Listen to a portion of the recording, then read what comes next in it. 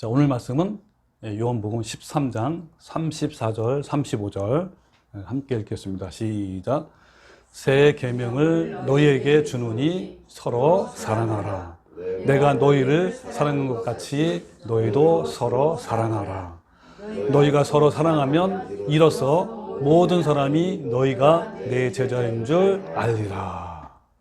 아멘. 오늘이 벌써 네 번째 예수님의 유언 설교에 대한 내용입니다.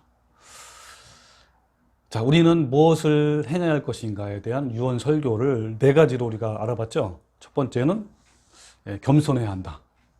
두 번째는 거룩해야 한다. 그리고 지난주에 했던 게 뭐였죠? 섬겨야 한다. 오늘은 네 번째죠. 사랑해야 한다. 오늘 본문 말씀입니다. 여러분, 오늘도 예수님의 유언의 말씀을 두렵고 떨리는 마음으로 집중해서 한번 들어봅시다. 왜냐하면 예수님의 유언의 말씀은 우리의 생명이 걸린 문제이기 때문에 마땅히 그 유언을 명심하고 또 마음에 새기고 그 말씀대로 사는 사람이 되어야 합니다. 우리는 어때요? 좁은 길로 가는 자죠.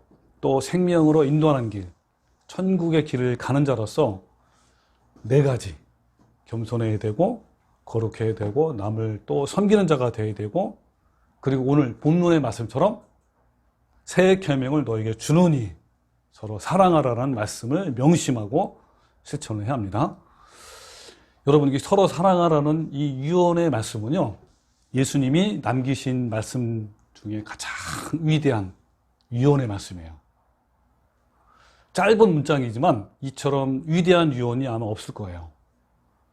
우리가 서로 사랑할 수만 있다면 우리의 모든 아픔과 다툼, 그리고 미움, 그리고 뭐 더 나아가선 전쟁, 아마 이런 것들이 다 없어질 거예요. 그래서 마태복음 22장 37절에 이런 말씀이 있죠. 예수께서 이르시되 두 가지의 큰 계명을 말씀하고 있어요. 첫 번째는 뭐였죠? 내 마음을 다하고 목숨을 다하고 뜻을 다하여 주 너희 하나님을 사랑하라. 이것이 뭐라고요? 크고 첫째 계명이죠. 같이 한번 해봅시다. 첫째 계명 시작. 내 마음을 다하고 목숨을 다하고 뜻을 다하여 주 너희 하나님을 사랑하라. 자, 그 다음에 둘째도 그와 같으니 뭐라 했죠? 시작. 내 이웃을 내 자신과 같이 사랑하라. 자, 쳤으니 이 두 계명이 뭐라 했죠? 온 율법과 선지자의 강령이라 그랬어요. 여기서 온 율법과 선지자는 구약을 말하는 거예요. 그러니까 이처럼 사랑은 율법의 완성입니다. 다시 말하면 613가지의 모든 율법이 그토록 우리에게 요구하신 것이 뭐라고요? 사랑인 거예요. 바로 그 사랑하라 라는 것이죠. 그래서 이 성경을요, 한 문장으로 압축하면 서로 사랑하라 이거예요. 근데 우리는 이 성경이 말하는 그 사랑을 과연 하고 있을까요? 특별히 주님께서 말씀하시는 이 사랑은요, 아가페예요. 그래서 오늘은 이 아가페 사랑에 대해서 알아보려고 한 거예요. 예전에 고린도전서 13장에 나오는 아가페 사랑에 대해서 제가 20번 정도 설교를 했는데 그것을 1시간으로 압축한 거예요. 1시간으로 압축했는데, 그러니까 어때요? 좀 더 빠르게 제가 설명을 할 거고요. 또 잘 이해가 안 되면 유튜브에 다 올려 있으니까 보시고 참고하시면 됩니다. 여러분, 우리는 어때요? 인간은 자기 방식대로 사랑을 하면서 아가페 사랑한다고 막 이렇게 주장하는 사람이 있어요. 착각하고 있는 거죠. 그러면 이 아가페 사랑이 아닌 인간적인 사랑이 이렇게 쭉 분류해 보면 세 가지가 있어요. 이 안에 다 들어가 있어요. 첫 번째가 뭐냐면 에로스 사랑. 많이 들어봤죠? 이거는 흔히 그 남녀 간의 사랑이라고 이렇게 알고 있잖아요. 근데 에로스의 본 뜻은 자기 중심적 사랑 또는 자기 만족적 사랑이라고 합니다. 이 에로스의 중심에는 우리 인간의 이기심이 들어있어요, 다. 그러니까 에로스 사랑은 이 타락한 인간의 본성에서 나오는 사랑으로서 나의 만족을 위한 사랑하는 거예요. 그러니까 우리가 하는 대부분의 사랑이 바로 에로스 사랑이에요. 뭐 예술하는 것이라든지 아니면 힘과 권력을 가지는 것 또는 심지어 타인을 위해서 봉사하는 것 이것도 어때요? 자기 만족을 위해서 하는 경우가 많아요. 왜냐하면 타인을 위해 봉사를 할 때 어때요? 자기 만족이 있잖아요. 또 운동과 뭐 예를 들면 음악 같은 거 여기에 빠지는 것 그리고 취미 활동 이런 걸 통해서도 각각 자기의 어떤 개인의 삶의 보람과 가치를 찾고 만족을 갖잖아요. 그러니까 여기에도 에로스가 들어가 있는 거예요. 그러니까 나의 만족 때문에 남녀 간의 어떤 사랑하는 것도 마찬가지고 상대방을 사랑하는 것도 바로 에로스 사랑입니다. 그러므로 에로스는 자기 만족적 사랑이에요. 근데 심지어는요, 종교를 가지고 신앙생활을 하는 것조차도 자기 만족적인 에로스일 때가 많아요. 그러니까 예배를 통해서 삶의 만족과 보람과 위로를 가진다면 그것은 아가페가 아니라 에로스인 거예요. 또 기도. 그러니까 자기의 만족과 꿈과 목표를 위해서 하는 기도는요, 그 중심에는 뭐가 있어요? 에로스, 자기 만족이 있는 것이죠. 그리고 여러분 잘 알고 있는 번영주의나 뭐 성공주의, 은사주의의 내면에도 여전히 이 자기 만족적 에로스가 흐르고 있음을 여러분 알아야 합니다. 심지어는요, 천국에 가고 싶은 욕망을 가지는 것도 어떤 경우에는 에로스일 경우가 많아요. 그런데 이 에로스 사랑이 성취되지 못할 때는 어떨까요? 굉장히 절망을 가져다 주고 냉정해지기도 하고 나중에는 서로 막 싸우고 막 파괴로 이어지는 경우가 많습니다. 그러니까 에로스는요, 종종 악마로 둔갑이 돼요. 왜냐하면 자기 만족이 이루어지지 않을 때 사람들은 서로 어떻게 돼요? 한참 너 죽고 살죠 막 이렇게 할 정도였지만 나중에는 어때요? 자기 만족이 이루어지지 않으면 막 미워하고 질투하고 파괴적인 얼굴을 가집니다. 이것이 바로 에로스 정체예요. 우리가 하나님을 사랑해서 봉사하고 충성하고 섬겼는데 그에 따르는 보상이 내게 오지 않아서 절망하고 또 낙담으로 변한다면 그것이 바로 에로스인 거예요. 오늘날 많은 사람들의 신앙이 에로스 신앙이 많아요. 혹시 여러분은 하나님을 사랑하는 것이 에로스가 아닌가 점검을 해봐야 합니다. 그러니까 에로스에는 바로 어떤 정신이 들어갔어요? 거래하는 정신, 기브 앤 테이크가 들어간 거예요. 내가 이만큼 챙겼으니 천국을 달라고 하는 그런 마음을 가지고 있다면 그것은 아가페가 아니라 자기 만족적 에로스라는 거예요. 두 번째는 스토일계 사랑. 이거는 혈육적인 사랑, 때로는 본능적인 사랑이라고 불러요. 피를 나는 형제지간의 사랑도 그렇고 가장 가까운 게 뭐예요? 부모와 자식 간의 사랑. 어떤 혈육에 대한 사랑을 말합니다. 인간의 사랑 중에 가장 숭고하다고 하는 그런 사랑이지만 이 사랑 역시 인간적이며 쉽게 무너지기도 해요. 특히 이제 마지막 환란 때가 되면 자신의 피를 나는 혈육이라도 돌아보지 않을 거예요. 이것이 바로 뭐냐면 스톨게인데 이 스톨게는 특히 돈 앞에서 사라지는 아무것도 아니라는 그런 증거가 여러분 지금도 매스컴에 많이 나오고 있죠. 돈 앞에서 어때요? 형제도 아무것도 아니고 뭐 부모와 자식 간에도 막 칼을 드는 것이 바로 스톨게 사랑이에요. 앞으로 이제 경제가 붕괴되고 먹을 것이 떨어지고 믿음 때문에 죽게 되는 상황이 되면 그때는 어때요? 혈육이고 뭐고 다 없는 거예요. 자식이 부모를, 부모가 자식을 죽이는 데 끌고 가게 될 것입니다. 인간의 마지막 보루라고 불리는 이 스톨게 사랑도 마지막 환란 앞에서는 여지없이 무너진다는 거예요. 그러니까 피를 나는 이 스톨게 사랑은 맹목적인 만큼 이루어지지 않을 때는 어떨까요? 또 이것을 스톨게 사랑을 실제로 할 때는 상대에 대해서 매우 억압적이에요. 부모 자식 간의 사랑도 그렇잖아요. 부모가 어릴 때는 애한테 억압적으로 막 대하잖아요. 공부하라고. 그러니까 내가 시키는 대로 하라는 것이 바로 스톨게 사랑이에요. 그러니까 내 부모를 열심히 사랑하고 자녀를 열심히 사랑했다면 그것은 아가페 사랑이 아니라 인간의 본능적인 스톨게 사랑인 거예요. 세 번째는 필로스 사랑. 한마디로 우리끼리 사랑하는 거예요. 우리끼리. 필로서는 보통 친구 간의 사랑으로 알려져 있지만 원래는 공통 분모적 사랑을 말해요. 이념으로 뭉쳐진 사람들이 바로 필로스 사랑을 하는 거예요. 또 어때요? 누구를 좋아하는 어떤 팬클럽, 그 다음에 각종 동호회, 공동체, 그리고 교회도 이런 경우가 많아요. 그 집단에 소속되었을 때는 서로 사랑하지만 집단을 떠나게 되면 사랑이 식어지게 되는 것을 보는데, 이것이 바로 아까 필로스인데 진정한 사랑이 아니죠. 서로 간의 사랑이 식어지게 되면 에로스는 질투와 파괴로 드러나지만 어때요? 이 필로스는 무관심하게 되는 거예요. 둘 다 부정적인 의미를 갖고 있죠. 여러분, 교회를 떠나게 되었을 때 구성원들이 서로 무관심하게 되었다면 그것은 아가페 사랑을 한 것이 아니라 필로스 사랑을 한 거예요. 그래서 에로스는 디자이어, 욕망이라고 한다면 필로스는 라이크, 그냥 좋아하는 것, 이 정도 수준이에요. 그러니까 필로스가 가지는 위험 요소는 큽니다. 왜냐하면 필로스는 어떤 얼굴을 띈다고 그랬죠?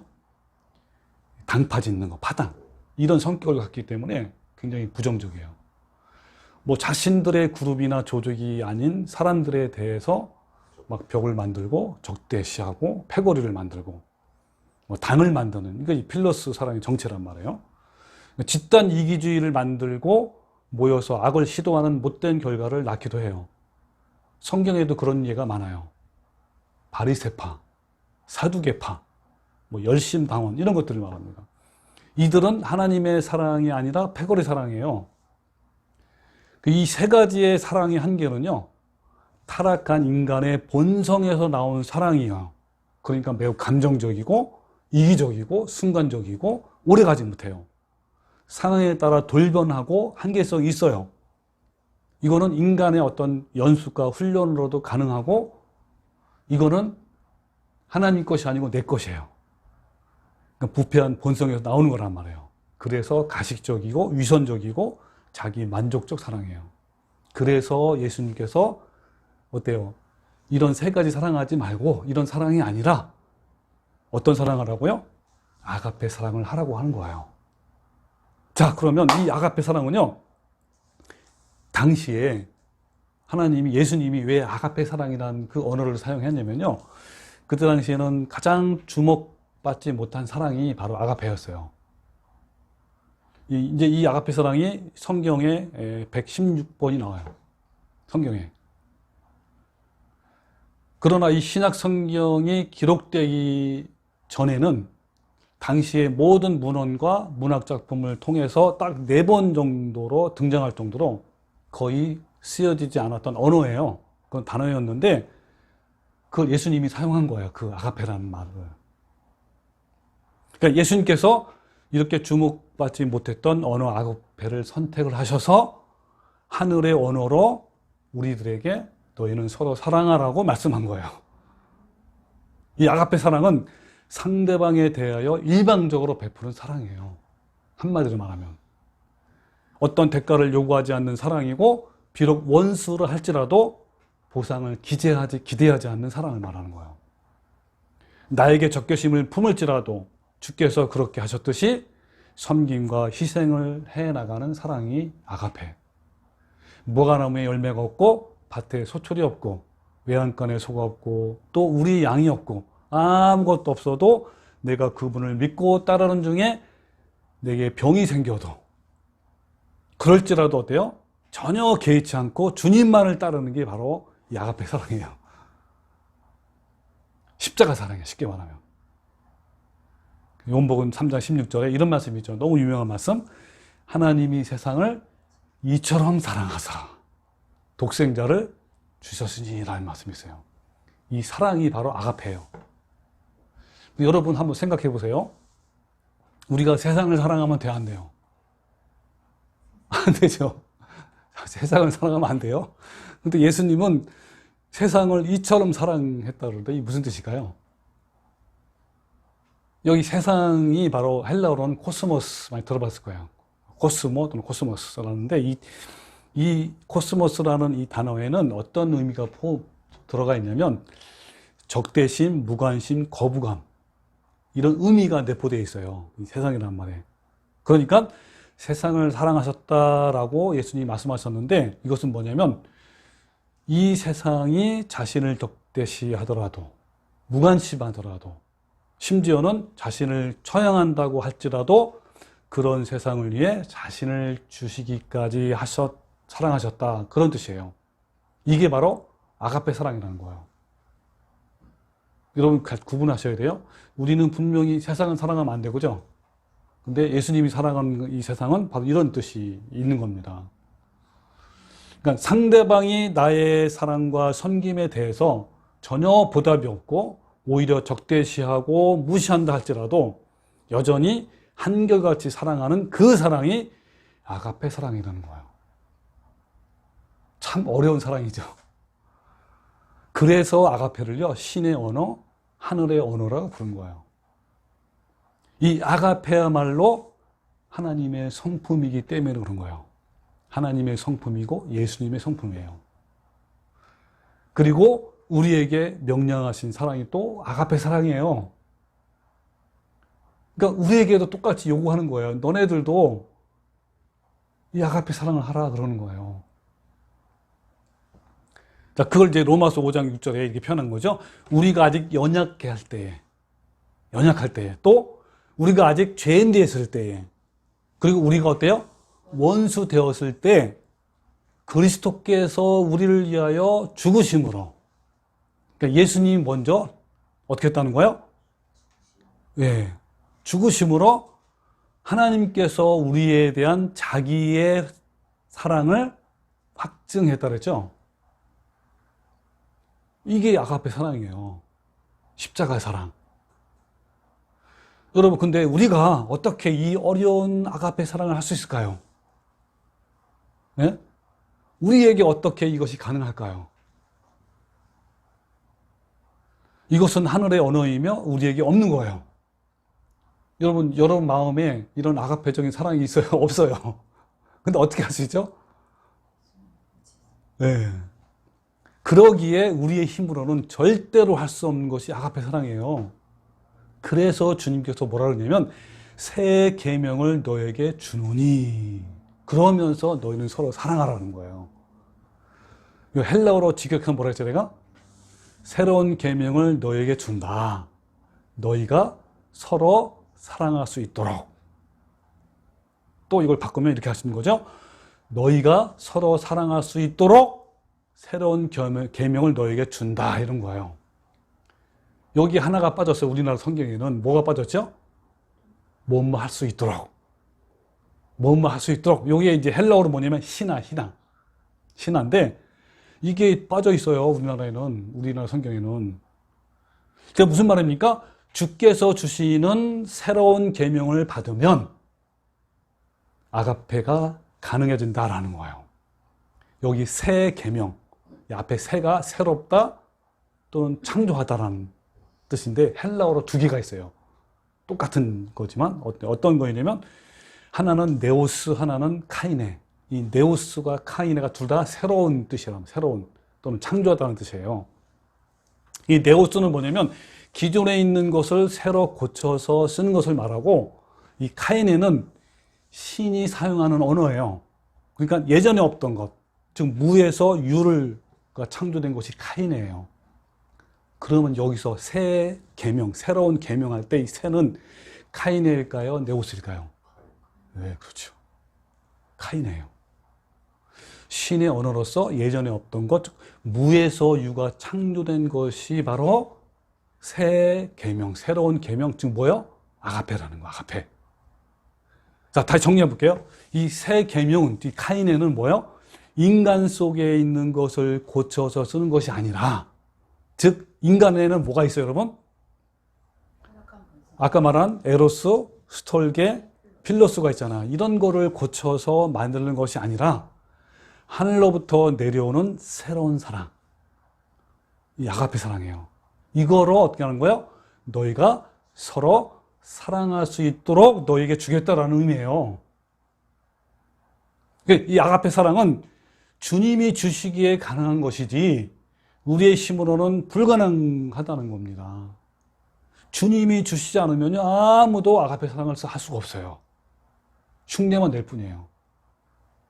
죄인 되고 원수 되었던 나 같은 죄인을 일방적으로 사랑하셨던 그 십자가의 사랑을 우리 힘으로는 할 수 없지만 예수님이 우리에게 아가페 사랑을 부어주시기 때문에 우리가 할 수 있는 거예요.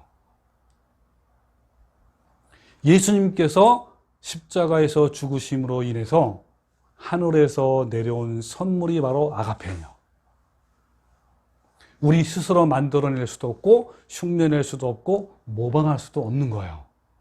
그러나 예수님 때문에 우리에게 아가페 사랑이 가능할 수 있는 길이 열려진 거예요. 그러니까 아가페 사랑은요, 십자가 죽음에서 만들어진 거예요. 마찬가지로 우리도 어때요? 나의 탐심과 정욕을 십자가에 못 박아 죽을 때 주님께서 부어주시는 이 아가페 사랑이 나의 부패한 본성을 또 밀어내고 또 밀어내서 내 마음에 점점 하나님의 사랑이 저 부어지고 심겨지는 거예요. 날마다 자기를 부인하고 정욕과 탐심을 십자가에 못 박음으로써 내 속에 성령님께서 만들어내신 작품이 바로 아가페 사랑이라는 거예요. 성령님께서 심어 놓으시려는 이 아가페 사랑의 성품은 내 자아가 죽어서 새롭게 심겨진 신의 성품이에요.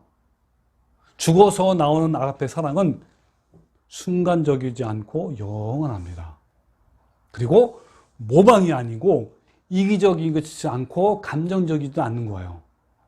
아가페 사랑은 추상적이거나 감정적인 것이 아니라 먼저 내 마음에서 이루어지고 또한 실제적으로 아주 구체적으로 내 삶 속에서 증명되어야 하는 것이 아가페 사랑이에요.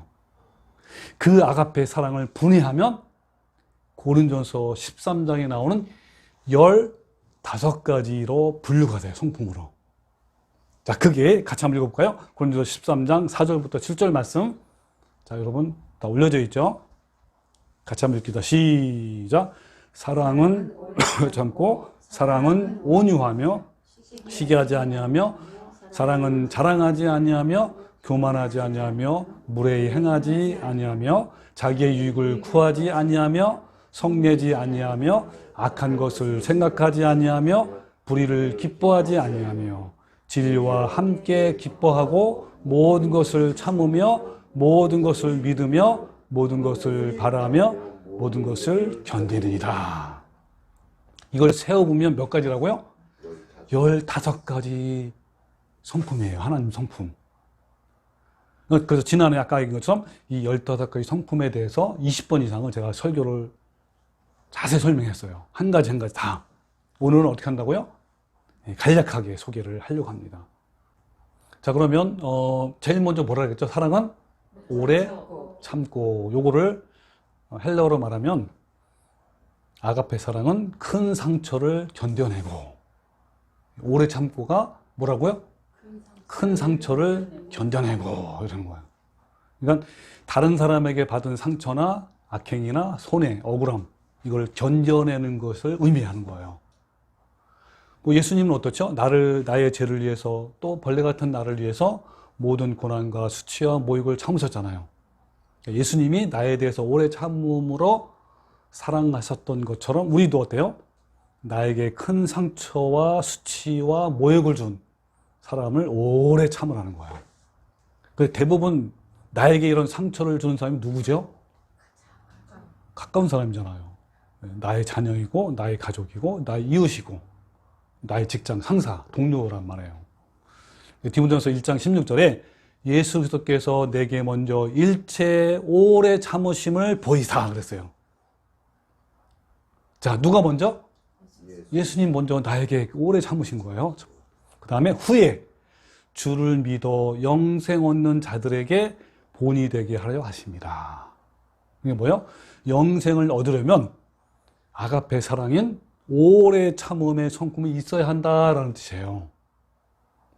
여러분, 하나님은 오래 참는 성품을 가진 성도와 영원히 함께 하시기를 원하셔요.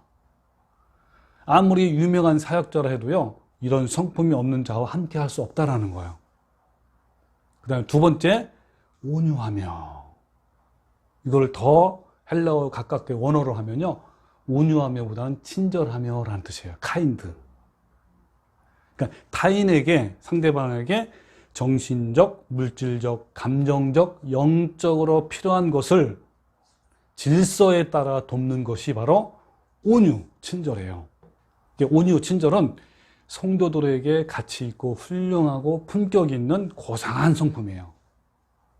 이 친절은 돕기 위해 다가가는 부드러움이에요.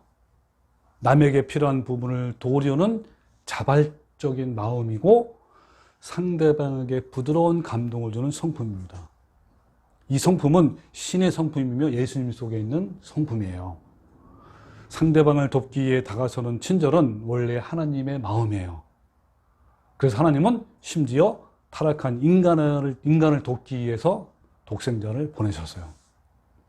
예수님이 나 같은 사람에게 부드럽고 친절하게 대하신 것처럼 어때요? 상대방이 거칠고 사납고 불친절한 사람일지라도 우리는 어떻게 되는 거예요? 예수님의 온유한 성품으로 대해준다는 거예요. 자, 세 번째, 네 번째, 다섯 번째는 뭐죠? 사랑은 시기하지 아니하며 자랑하지 아니하며 교만하지 아니하며. 이 세 가지는 서로 밀접하게 연결되어 있어요. 자, 이거를 한번 원어로 직역해 볼게요. 아가페 사랑은 자신을 열망하지 아니하며, 즉 자신을 사랑하지 아니하며, 이 뜻이에요. 뭐가? 자랑하며. 그 뜻이 또 교만하지 아니하며가, 시기하지 아니하며가 바로 자신을 사랑하지 아니하며 이런 뜻이고, 자랑하지 아니하며가 뭐예요? 과장하거나 고무풍선처럼 부풀리지 아니하며. 또 교만하지 아니하며가 뭐냐면 자만하거나 우쭐대지 아니하며 이런 뜻이에요. 예, 그렇습니다. 우리는 마땅히 창조주이신 하나님을 사랑하고 신뢰하지만 우리는 어때요? 오히려 하나님을 막 배반하잖아요. 또 세상을 사랑하고 자신을 막 사랑해요. 그럼에도 불구하고 하나님은 우리에게 대해서 시기하지 않으셨어요. 그리고 예수님은 이 땅에 오셔서 섬김을 받으려고 오신 것이 아니라 종으로 오셔서 한없이 낮아지셨고 부패한 죄인들을 오히려 섬김으로써 이 땅에서 자랑하고 자만하고 교만한 자를 부끄럽게 하셨고 대적하신 거예요. 그래서 마가복음 10장 45절에 인자가 온 것은 섬김을 받으려 함이 아니라 도리어 섬기려 하고 자기의 목숨을 많은 사람의 대속물로 주셨다라고 하신 거예요. 또 빌립보서 2장 5절에는 너희 안에 이 마음을 품으라. 이 말이 뭐예요? 이런 성품을 가져라 라는 거예요. 곧 그리스도 예수의 마음이니 그는 근본 하나님의 본체시나 하나님과 동등됨을 취할 것으로 여기지 아니하시고 오히려 자기를 비워 종의 형체를 가지사 사람들과 같이 되셨고 사람의 모양으로 나타나사 자기를 낮추시고 죽기까지 복종하셨으니 곧 십자가의 죽으심이다. 곧 십자가의 사랑이라 하는 거죠. 그렇습니다. 여러분, 예수님이 그렇게 하셨던 것처럼 우리는 시기하지 아니하며 자랑하지 아니하며 교만하지 말아야 합니다. 여러분, 이 시기심은요, 자신이 소유하지 못한 것을 다른 사람이 소유한 것에 대해서 질투하는 마음이에요. 이런 시기심은 정말 무서운 결과로 이어져요. 즉, 가진 사람들을 시기하고 막 깎아내리고 평가절하하고 때로는 인격 살인도 합니다. 그 잠언 15장 30절에 평온한 마음은 육신의 생명이지만 시기는 뭐라 그랬죠? 뼈를 썩게 한대요. 이건 뭐죠? 자신뿐만 아니라 상대방의 뼈도 썩게 하는 거예요. 그만큼 무서운 거예요, 시기는. 즉 시기와 질투는 조바심 막 나잖아요. 그러니까 막 미워하고 분노하게 하게 만들어서 결국 타인뿐만 아니라 자신도 패망하게 만든다는 거예요. 그래서 야고보서 3장 14절에 그러나 너희 마음속에 독한 시기, 독한 시기래요. 그리고 다툼이 있으면 자랑하지 말라. 진리를 거슬러 거짓말하지 말라. 이러한 지혜는 위로부터 내려온 것이 아니요 땅 위의 것이요 정욕의 것이요 귀신의 것이니 시기와 다툼이 있는 곳에는 혼란과 모든 악한 것이 있대요. 예, 시기와 뭐요? 다툼. 이 자랑은요, 열등감에서 비롯돼요. 자신 속에 열등감이 있으면 그것을 보상받고 싶은 욕구가 나와요. 그 욕구가 바로 자랑으로 나타나는 거예요. 이것이 발전하면 자신과 자신의 업적을 과장하기 시작하고 마침내 이 고무풍선처럼 이렇게 부풀는다는 뜻이에요. 그것은 교만으로 이어지고 또 이것은 시기심과 연결돼서 다. 그래서 자랑을 하는 사람은 늘 다른 사람을 판단하고 지적해요. 하나님의 영광을 탈취하는 도적행위라는 거예요. 그래서 자랑하는 것은 상대방에게도 범죄 행위지만 하나님에게도 큰 죄예요. 그리고 시기와 자랑이 발전이 되면 교만해지고 자만하고 우쭐대는 거예요. 이와 같이 인간적인 사랑은요, 외식하고 자랑하고 교만하고 시끄럽지만 이 아가페 사랑을 맺으면 조용해요. 왜냐하면 인간적인 사랑은 자신이 하는 것이고 이 아가페 사랑은 성령님이 하시는 것이기 때문에 그래요. 아가페 사랑의 열매는 안으로 맺지. 그렇잖아. 인간적인 사랑은 어때요? 밖으로 막 나타내려고 하는 거예요. 그게 이제 시기심으로 나타내고 자랑으로 나타내고 교만으로 나타내는 것이죠. 그 다음 6번째는 사랑은 무례히 행하지 아니하며. 이런 무례히 행한다는 게 뭐예요? 상대방을 막 대우하고 반말하고 존중하지 않는 것이 또 비신사적인 것을 말해요. 그러나 반대로 무례히 행하지 않는 것은 상대방을 존중하고 함부로 하지 않는 것이에요. 여러분, 우리는 어때요? 주님을 늘 배반하잖아요. 그렇지만 하나님은 한 번도 우리를 막대하시거나 비인격적으로 대화하신 적이 없어요. 오히려 우리가 주님께 돌아올 수 있도록 끝까지 인자하게 기다리시는 분이 바로 하나님이에요. 계시록 3장 20절에 볼지어다 내가 문 밖에서 두드리노니. 자, 예수님은 어떤 분이라고요? 계속 문 밖에서 두들겨요. 끝까지 참으시고 인자하게. 누구든지 내 음성을 듣고 문을 열면 내가 그에게로 들어가 그와 더불어 먹고 그는 나와 더불어 먹으리라 그랬어요. 무례히 행한다는 것은 사람과의 관계에서 지켜야 할 규례도 있고 예법도 있고 도리도 있잖아요. 규범도 있잖아요. 이런 것에 어긋나는 행동을 말하는 거예요. 여러분, 규례나 예법이나 도리, 규범 등은 인간이 사회를 구성하고 살아가는 데 있어서 일종의 관계성을 형성하는 거예요. 그것이 시대마다 조금씩 다르며 지역마다 다른다 할지라도 항상 있어요. 그죠? 근데 우리는 어때요? 진리 안에서 수용될 수 있는 것이라면, 전제 조건이에요. 그렇다면 아가페 사랑은 세상의 규례나 예법이나 규범의 틀을 깨지 않아요. 오히려 아가페 사랑은 세상 사람들보다 더 어때요? 규범적이고 예절이 있고 더 윤리적이에요. 이 아가페 사랑을 이루는 사람은 남을 부당하게 대우하거나 반말하지 않고 오히려 상대방을 존중합니다. 그리고 남에게 윽박지르거나 함부로 하지 않습니다. 그리고 이 아가페 사랑은요, 질서와 조화 속에서 이루어져요. 여러분, 천국은요, 질서의 나라예요. 그러나 무례함은 그 질서를 깨트리고 서로 조화를 무너뜨려요.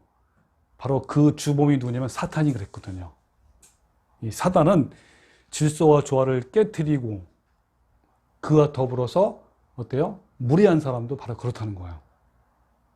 그래서 7번째는 자기 유익을 구하지 아니하며 그래요. 이걸 원문으로 하면 자기 자신의 것을 추구하지 아니하며 라는 뜻이에요. 자기의 유익을 구하지 않는 아가페 사랑은 어떤 문제 앞에서도 타인에게 아픔과 상처와 손해를 끼치면서 자기 자신의 것을 추구하지 않으려는 것이에요. 아가페 사랑은 자신의 이기심으로 인해서 상대가 손해되지 않도록 배려하는 걸 말합니다. 자기의 유익을 구하지 않는 이 아가페 사랑은요, 타인에게 피해를 주지 않는 것을 더 넘어서서 오히려 자신을 내어주는 거예요. 자기의 유익을 구하지 않는 이 아가페 사랑은 하늘의 하나님의 성품이에요. 아가페 사랑으로 하나님은 자신의 독생자를 이 땅에 보내셨잖아요. 아가페 사랑으로 또 예수님은 낮아지셨고 원수된 우리를 위해서 고난을 당하시고 십자가에서 자신의 몸을 내어주신 겁니다. 여러분, 우리는 예수님의 이 우리를 사랑하신 것처럼 우리도 자기의 유익을 구하지 말고 먼저 어떻게 하라는 거예요? 상대방을 배려하고 섬기고 뜨겁게 사랑하는 거예요. 우리 지난번에 같이 읽었잖아요. 베드로전서 2장 4장 8절에 무엇보다도 뜨겁게 서로 사랑할지니. 어떻게 사랑하래요? 뜨겁게 사랑하래요. 베드로는 예수님보다 안 나게 우리 같아. 예수님은 서로 사랑하는데 여기는 어떻게 하라고요? 뜨겁게 서로 사랑을 해요. 그 사랑은 어떻다고요? 허다한 죄를 덮는데요. 그래서 우리가 지난주에 같이 나눈 것처럼 우리는 옳고 그름으로 하면 안 된다고 그랬죠? 뭘로 한다고요? 사랑으로 하는 거예요. 8번째는 성내지 아니하며 그래요. 이 성내지 아니하며를 원문으로 하면 자극받지 아니하며 그런 거야. 자극받는 거. 그러니까 아가페 사랑은 어떤 것에도 분내도록 자극받지 아니하는 것이고 무언가에 의해서 화가 막 돋워지지 않는 것을 말해요. 하나님은 은혜를 받기 위해서 나오는 자를 거부하시거나 성내지 아니하시고 어떤 죄인이라도 용납하시고 받아주셨잖아요. 그죠? 우리도 마찬가지예요. 어떤 환경에도 자극받지 말라. 성내지 말라라는 거예요. 그리고 오히려 우리는 하나님의 자비와 긍휼의 성품을 가져라. 그런 뜻이에요. 자, 이 자극받는 것, 이 성내는 것이죠. 이것은 마치 투사가 흔드는 붉은 깃발과 같은 거예요. 여러분, 투사와 그 황소 싸우는 거 혹시 보신 분 있어요? 다 보셨죠? 그죠? 예. 이런 겁니다. 눈앞에 아른거리는 붉은 깃발을 보는 순간 소는요, 흥분하기 시작한대요. 그리고 마침내 미쳐 날뛰기 시작하면서 붉은 깃발을 향해 막 미친 듯이 돌진한다는 거예요. 이 소의 특징이래요.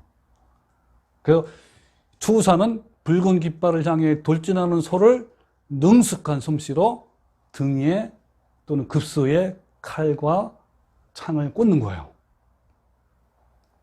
찔린 소는 더욱 흥분에 막 돌진하는 거예요. 그래서 투사는 이제 6개의 칼과 창을 이런 목이나 등에 꽂으면 소는 다리에 힘을 잃어버리고 주저앉는, 그리고 관중들이 보는 앞에서 서서히 죽어가는 비참한 그러한 광경이라는 거예요. 근데 이거는요, 마귀는 마치 투사처럼 우리들에게 붉은 깃발을 막 흔들어요. 이 붉은 깃발을 보는 순간 우리 자신의 타락한 본성에서 막 반응을 해요. 이때 마귀는 자격에 반응하는 사람을 파멸시키는 거예요. 붉은 깃발을 향해 돌진하는 소를 다루듯이 사탄은 능숙한 솜씨로 우리의 모든 영성과 인격과 성품을 다 깨부숴서 우리를 매우 처참하고 비참하게 만드는 것이 바로 그거예요. 그럼 여러분, 우리는 어떤 붉은 깃발에 반응할까요? 마귀는 각 사람에게, 여러분 각자에게 가장 약하고 타락한 본성을 자극해요. 그래서 그 자극에 분노하게 하는 거예요. 예를 들면 이런 거죠. 상대방에게 모욕이나 수치심, 무시당할 때, 업신여김이나 어떤 서운하고 섭섭한 일을 당할 때, 예를 들면 자존심이 짓밟혔을 때, 이런 것에 예민하게 반응합니다. 그리고 이제 교회 안에서 예를 들면 하나님께 기도에 대해서 거절당했을 때, 나의 부탁이 외면당했을 때, 나의 호의와 수고를 못 알아줄 때, 인정해주지 않을 때, 우리는 순식간에 안색이 변하고 화가 치밀어 오르는 거예요. 왜요? 내 속에 타락성이 자극받았기 때문에 그러는 거예요. 아니, 내가 감히 나한테 이럴 수 있다니, 나를 배신하다니, 어떻게 나를 무시하다니, 나에게 이런 수치와 모욕을 주다니, 예? 아니 목사님이 어떻게 그렇게 나를 몰라주다니. 너무 서운하고 화가 나는 거예요. 여러분, 자신의 약한 부분을 건졌을 때 예민하게 반응한다는 것은요, 아직도 내가 살아있다는 증거예요. 여러분에게는 붉은 깃발이 뭔가요? 여러분, 붉은 깃발에 자주 흔들리며 극한 반응을 하는 사람은요, 천국인의 성품이 없는 것이고 자격이 박탈당해요. 9번째는 악한 것을 생각하지 아니하며. 여기에 생각하다가 뭐냐면 계산하고 헤아리고 상상하고 결론하다, 이런 뜻이에요. 그러니까 내가 입은 피해나 상처 그리고 미움을 막 곱씹고 되새김질하는 것을 말해요. 그래서 어떻게 해요? 보복을 막 생각해요. 그리고 깊이 생각하고 계산하고 계획하고 또 상상하고 이런 거예요. 여러분 그렇잖아요. 나한테 막 피해 준 사람을 얼마나 생각합니까? 저놈 죽여야지 하면서 이제 그런 것들 그게 뭐래요? 생각하다라는 뜻이에요. 이걸 이제 가장 잘 표현한 말씀이 있어요. 이사야서 59장 5절인데 독사의 알을 품으며 그 알이 밟힌즉 터져서 독사가 나올 것이라 그랬어요. 피해 입은 사람은 어때요? 그것을 마음속에 막 쌓아둬요. 그리고 보복할 수 있는 기회가 되면 험담이나 행동으로 복수의 칼을 휘두르는 거예요. 그것이 바로 독사의 알에서 새끼가 나오는 것을 말하는 거예요. 이것은 자신의 영혼을 죽이는 행위이며 하나님의 진노를 부르는 행위예요. 그러나 아가페 사랑으로 내 안에 있는 더러운 상처를 비우지 않고 알을 품으면 어떻게 된다고요? 그 새끼가 안 나와요? 나온다는 거예요. 여러분, 계란을 품으면 병아리가 나오잖아요. 그것처럼 독사의 알을 품으면 독사가 나와요. 이 독사는 치명적인 상처를 입힙니다. 여러분, 내 마음에 품은 이 악한 생각들 있잖아요. 상대방을 향한 이 독소는요, 나오면 치명적이에요. 인격 살인을 하는 거예요. 그래서 여러분, 살인이 왜 일어나는지 아세요? 순서가? 처음에요, 내 안에 악한 생각을 하기 때문에 그런 거예요. 그래서 피해나 상처를 계속 생각하고 막 상상하고 점점점 원한과 안심을 품는 거예요. 그러다가 계획을 세우는 거, 어떻게 좀 죽일까 하고 마지막에 결론에서 실행하는 것이에요. 이게 무서운 거예요. 이게. 10번째는 불의를 기뻐하지 아니하며. 이 원문을 하면 부정한 것을 즐거워하지 아니하며. 이 부정한 것을 다른 말은 옳지 않는 것을, 이런 뜻이에요. 그러니까 왜 사람들은 옳지 않는 것을 즐거워할까요? 알면서도. 왜? 당연하죠. 우리 속에 있는 탐심과 정욕이 살아있기 때문인 거예요. 이 사람의 타락한 속성은요, 옳지 않는 것을 스스로 즐기거나 그것을 보고 기뻐하고 더 나아가서 옳다고 하며 그 가치를 높여줘요. 옆집에 불나면 좋아하잖아요. 옆집에 부부싸움은 뭐 좋아하기도 하고 뭐 이런 거, 어떤 그런 심정이란 말이에요. 그러니까 죄를 행하면 즐거움이 오며 다음으로는 그의 품격을 떨어뜨리고 가치 기준을 무너뜨리고 마지막으로는 그렇게 하는 사람을 옳다고 여기는 거야. 그것이. 이게 사람의 타락한 인간의 본성이에요. 여러분, 그래서 시편 24편 3절에 이런 말씀이 있어요. 여호와의 산에 오를 자가 누구며 그의 거룩한 곳에 설 자가 누구인가? 이 말은 무슨 말이에요? 장차 천국에 오를 자가 누구인가? 거기에 대한 해답이나 뭐라 그랬어요? 곧 손이 깨끗하며 마음이 청결하며 뜻을 허탄한 데 두지 아니하며 거짓 맹세하지 아니하는 자로다 그랬어요. 여러분, 장차 은혜와 영광 가운데서 하나님과 영원히 교제를 나눌 백성이 누구라 그랬어요?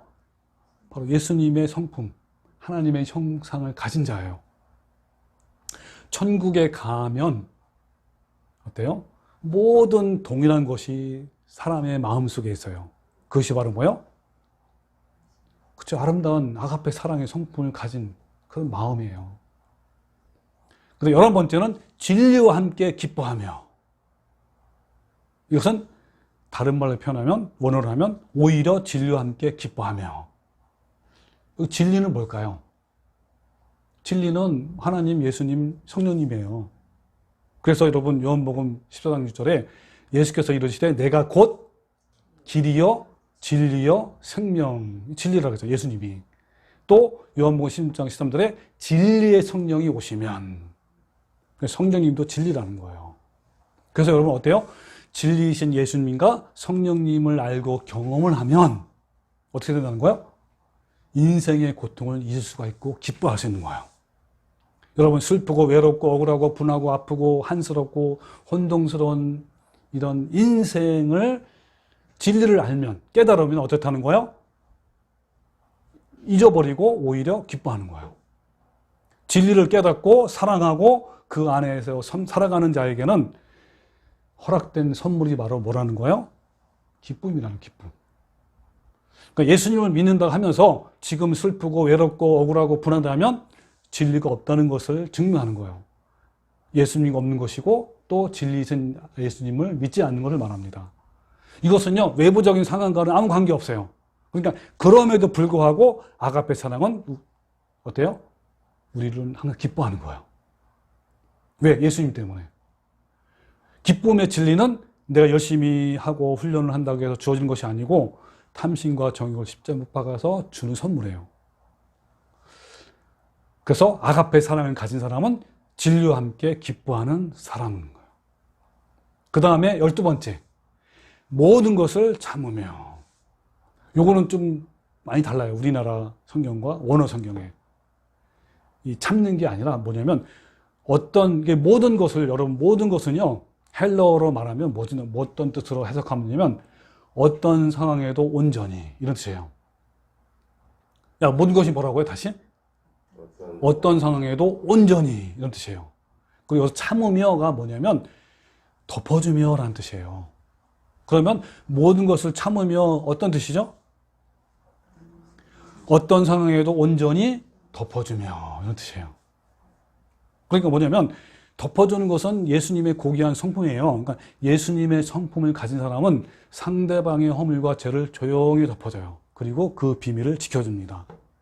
그러나 죄의 허물을 덮어주는 것만이 최선이 아니에요. 왜냐하면 구약의 선지자들은 어땠죠? 이스라엘 백성들의 죄를 밝히 드러내고 고발하고 지적했잖아요. 왜냐하면 하나님의 성품이 두 가지 동시에 있어요. 사랑이면서 공의 하나님이세요. 이 공의라는 하나님이라는 뜻이 어떤 거냐면 죄를 절대로 그냥 넘어가는 분이 아니에요. 그래서 여러분 시편 7편 11절에 하나님은 의로우신 재판장이시며 그랬어요. 매일 분노하시는 하나님이시로다. 사람이 회개하지 아니하면 그가 그의 칼을 가르신대요. 그리고 그의 활을 이미 당겨 예비하셨도다 그랬어요. 하나님의 죄에 대해서는 결코 그냥 넘어가시는 분이 아닌, 이게 바로 공의 하나님이에요. 근데 또 하나님의 성품이 어떤 또 성품이 있다고 했죠? 사랑의 성품. 이건 무슨 말이죠? 죄에 대해서 철저하면서도 회개하고 돌이키면 언제든지 얼마든지 용서해 주시는 분이 바로 하나님이세요. 이게 사랑의 하나님이에요. 그것처럼 우리도 하나님의 성품을 닮아가라는 것이요. 그래서 마태복음 18장 21절에 예수께서 이르시되 내게 이르노니 7번뿐만 아니라 7번을 70번까지도 뭐라는 거예요? 용서하라는 거예요. 여러분 어떤 상황에도 온전히 덮어주는 성품은 천국인이 마땅히 갖춰야 할 성품이에요. 그 다음에 13번째, 모든 것을 믿으며. 자, 모든 것을 믿으며. 자, 모든 것이 뭐라 했죠? 아까 했잖아요. 모든 것을 다시 하면 뭐라고요? 어떤 상황에도 온전히 믿으며를 다른 말로 하면 신뢰하며, 이런 뜻이란 말이에요. 이것은 행복하고 기쁨의 상황뿐만 아니라 절망적인 상황에도 흔들림 없이 굳게 서서 하나님의 신실하심을 믿는 거예요. 이해할 수 없는 상황, 아픔, 고통, 고난, 눈물과 외로움과 한숨과 절망적인 상황에도 온전히 하나님을 신뢰하는 것이 바로 모든 것을 믿으며라는 거예요. 그러니까 아가페 사랑이 심겨진 사람은 어때요? 하나님을 변함없이 신뢰하는 거예요. 왜 그렇게 신뢰할 수 있죠? 우리는 하나님은요 말씀하신 대로 반드시 실행하시는 분이 바로 예수님이에요. 그래서 민수기 23장 19절에 하나님은 사람이 아니시니 거짓말을 하지 않으시고 인생이 아니시니 후회가 없다 그랬어요. 왜? 그거 나오죠. 어찌 그 말씀하신 바를 행하지 않으시며 하신 말씀을 실행하지 않으시랴. 반드시 하시는 분이네요. 그래서 아가페의 사랑의 성품을 가진 사람은 폭풍이 지는 바다에서도 흔들림이 없어요. 사자굴에 던져져도 흔들림이 없고요. 풀무불에 던져져도 흔들림이 없고 설령 죽임을 당한다 해도 변함이 없는 거예요. 모든 것들을 믿고 신뢰하는 아가페 사랑은 우리 삶 속에서 증명되어지는 거예요. 그러니까 폭풍우 속에서도 인생의 광풍에서도 증명되어지는 것이 바로 하나님 아가페 사랑이에요. 자, 그 다음에 14번째는 모든 것을 바라며. 아까 모든 것이 뭐죠? 어떤 상황에도 온전히 이 바라며가 기다리며 소망하며 그런데 소망하며. 그래서 믿음, 소망, 사랑 들어봤죠? 이 세 가지는 있어야할텐데 뭐가 제일이라겠죠? 사랑이. 근데 이 아까 말하는 이 소망과 또 뭐죠? 믿음. 이 믿음과 소망도요, 이 사랑 안에 포함되어 있어요. 아까 모든 것을 믿으며가 바로 그 믿음이에요. 또 여기 모든 것을 바라며, 소망하며, 기다리며, 이게 바로 소망이에요. 그래서 여러분, 아가페 사랑에 심겨진 사람은요, 기다릴 수 있는 거야. 소망할 수 있는 거야. 언제도 억울해도 기다리는 거예요. 그리고 이해하지 못할 상황 속에 또 기다리고요, 병들어 죽어도 기다리는 거예요. 아까 말한 어때요? 아무것도 없어도 기다리는 거야. 왜요? 하나님의 그 사랑의 힘으로. 우리 안에 뭐가 심겨졌어요? 하나님의 사랑이, 아가페 사랑이 심겨져. 그 사랑의 힘으로 소망하며 기다리는 거예요. 여러분, 이 기다림이 너무너무 잘 힘든 거예요. 이 기다림, 왜냐면요, 이 기다림이 성숙으로 가는 마지막 과정이래요. 기약 없는 기다림은요, 결코 하나님의 사랑을 알지 못하고서는 불가능해요. 마냥 기다리는 거예요. 그래서 여러분, 이 기다림의 품성이요, 정말 고귀한 하나님의 품성이에요. 정말 힘든 거예요, 이게. 끝까지 기다리는 거. 뭐 1년, 2년도 아니고 10년, 20년, 30년, 40년. 모세가 40년을 기다렸어요. 그 다음 마지막으로 모든 것을 견디느니라. 아까 모든 것이 뭐라 그랬죠? 어떤 상황에도 온전히 견딘다 뜻이에요. 왜 우리가 온전히 견딜 수 있죠? 하나님의 사랑의 힘으로.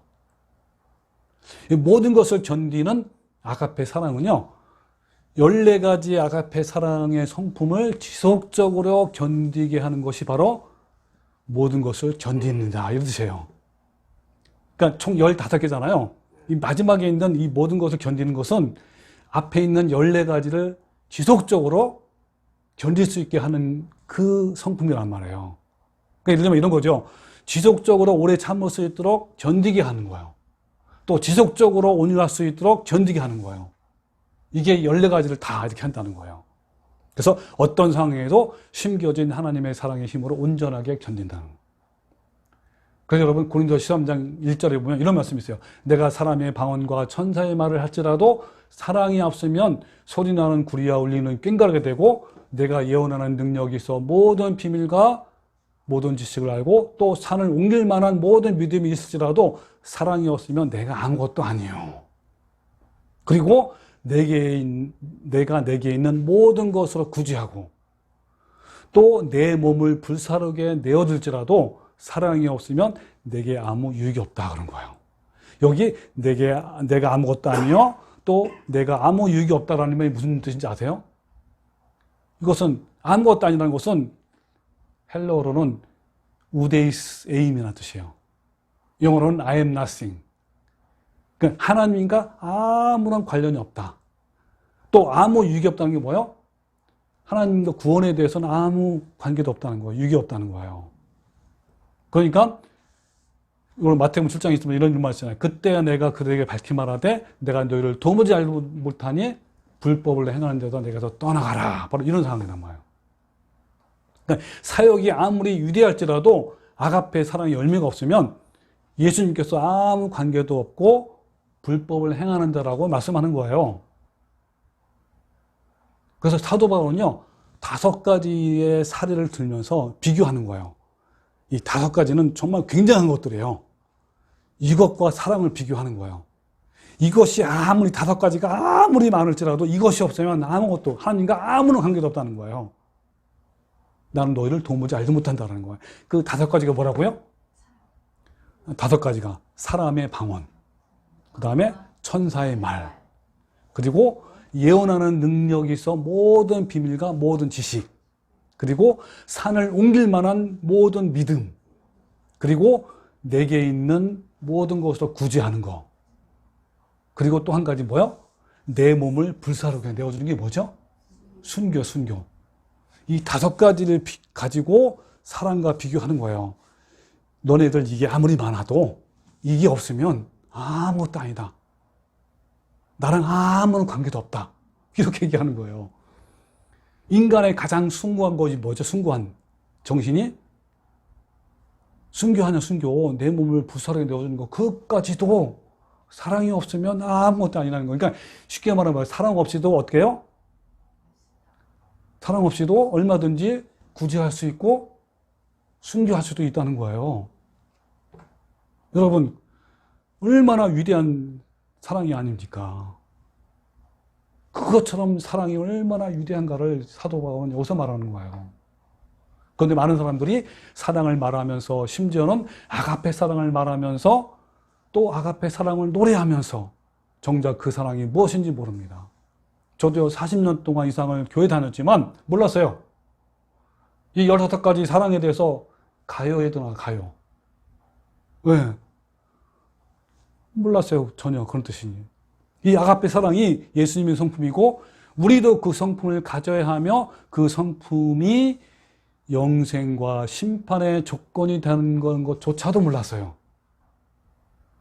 이것이 없으면 어떤 사역도, 기적도, 구제도, 순교도 하나님과 아무 관계없다는 것을 몰랐어요. 여러분, 아가페 사랑은 15가지로 매우 구체적이고 실제적인 거예요. 그래서 예수님이 제자들에게 마지막으로 유언을 말씀한 거예요. 뭐라고 그랬죠? 새 계명을 주노니 서로 사랑하라. 내가 너희를 사랑한 것 같이 너희도 서로 사랑하라 라는 거예요.